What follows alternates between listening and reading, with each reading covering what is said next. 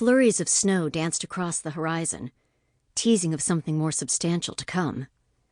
The air was crisp, and the sky was a shade of blue that was painful to the eyes when combined with the snow. It would have been a glorious day without the dead body. I pushed my sunglasses up my nose and wished I'd waited until summer to get my hair cut, so I had some protection on the back of my neck and ears. Of course, I could have remembered my scarf and hat, but that would have been too easy. My name is J.J. Graves, and I was no stranger to doing things the hard way, though I like to think I'd gotten wiser over the past few years. Apparently, today was not one of those days. But on the bright side, I was having a good hair day, the holidays were over, Jack had just been reconfirmed as sheriff, and having my collar flipped up made me look like a TV detective. Nothing makes you feel more ancient than being back on a college campus, I said, matching my stride with Jack's. Look at these kids, all smug and arrogant in their hoodies and weird capes. Why are they wearing capes? Have things changed that much since we were that age?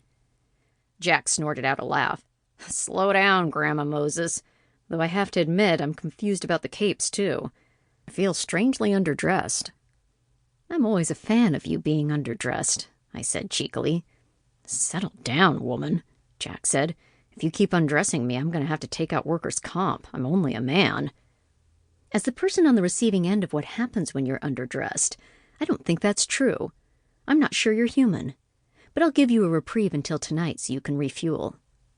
I'm grateful, he said, looking at me wryly. I took a few seconds to get my fill of him. He was dressed in his normal uniform of jeans and boots, and he wore a khaki button-down shirt with the sheriff's office logo over the breast pocket. The shirt was untucked, and he wore a shoulder holster under a brown suede shearling jacket. His badge was clipped to his belt. He was a work of art to look at. Dark hair cut close to the scalp, a few days' worth of beard, bedroom eyes that smoldered when he looked at me, and a scar over his eyebrow that kept him from being too perfect. And there were still moments I had to pinch myself that we'd been given this life together.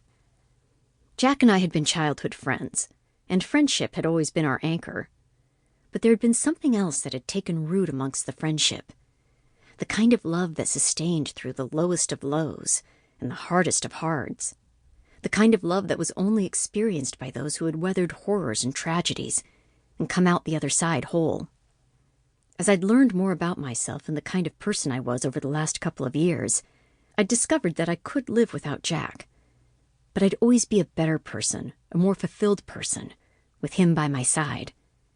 We'd always be stronger together than apart. Do you remember being this young and thinking you knew everything? I asked, watching my breath come out in white puffs. That naive optimism to take over the world, armed with nothing more than philosophical discussions of Dawson's Creek and whether or not it's okay to date the TA. It's always okay to date the TA, Jack said, and I vaguely remember being that young once upon a time. If I'd only known then what I know now. What would you tell yourself? I asked curiously. To stop messing around with TAs and go after you, he said, winking. We could have been doing what we did this morning for years. I said. I'm not sure I was ready for a 22-year-old Jack Lawson back then. You were a handful, and I wasn't even your girlfriend. And then I asked again, seriously, what would the Today Jack tell then Jack? His face went stoic, and I noticed the scar on his eyebrow went white. I don't know, he said. I never really thought about it. It's easy to look back now over the course of my life and think maybe I shouldn't have moved to D.C. or gone to the police academy, or even that I should have put in for vacation the week my SWAT team was called into that bank. But my friend still would have died, so I'm not sure what good it would have done. It's the experiences in life that make us who we are. I'm not one to regret the past. It tends to limit the future. So wise, I said. You should put that on a t-shirt. I'll save the t-shirt business for retirement, he said. There were so many students and buses blocking the roads, it had been easier to park in front of the student center and walk across campus to the basketball arena, where our crime scene was located.